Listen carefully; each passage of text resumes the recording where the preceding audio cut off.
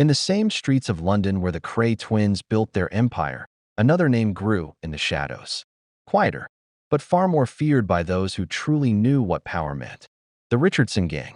Led by Charlie Richardson, they didn't care about fame. They didn't want cameras, celebrities, or attention. They wanted control, and they got it differently.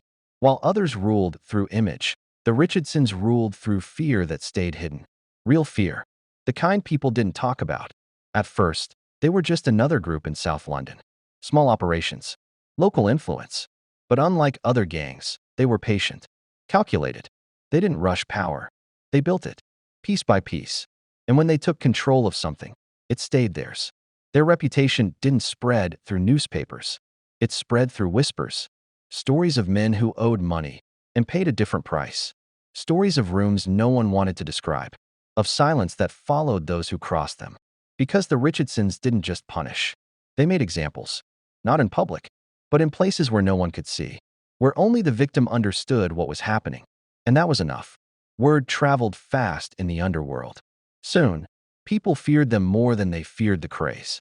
Because while the Crays were visible, the Richardsons were unpredictable.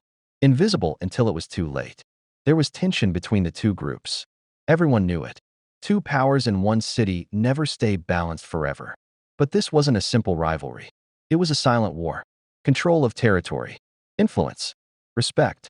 Each side watching the other. Waiting. Testing limits. The streets of London were no longer just dangerous. They were divided.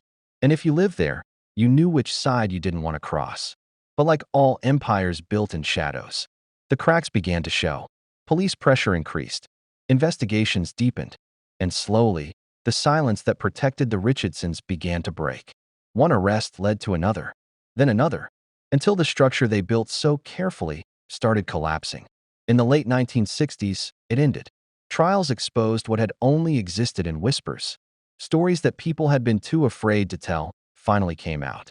And they were worse than anyone imagined. The Richardsons weren't just criminals. They were something darker. Something the city had allowed to exist for too long. Sentences were handed down. Long ones. The gang disappeared from the streets. But not from memory. Because even after they were gone, people didn't forget. Not the power. Not the fear. Not the silence.